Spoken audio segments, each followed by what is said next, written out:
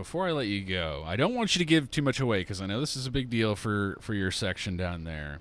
But can you go over a few of the players on the short list for CenTex Player of the Year?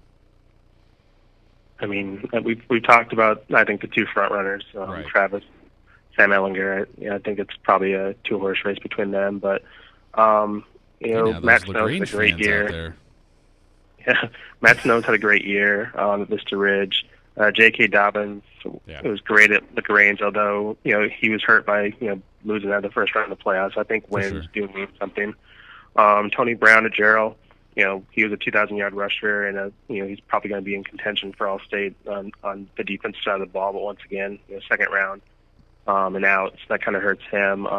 It's kind of funny because probably the two best teams in our area are like Travis and Cedar Park, and I don't see either of them having a candidate.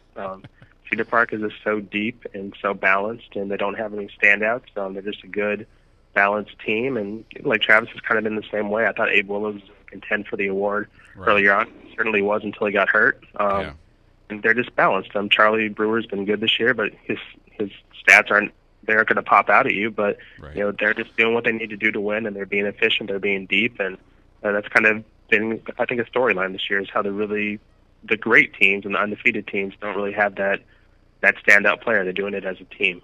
Well, don't tell Greg that because he has a crush on Jav Guidry. It's a good thing he's not here. He'd be screaming bloody murder from the corner. Jav's been very good too, but usually once every year we have at least we have 5 finalists and we have one defensive player. So I'm sure Jav will pop up once we get all the end of the year stats.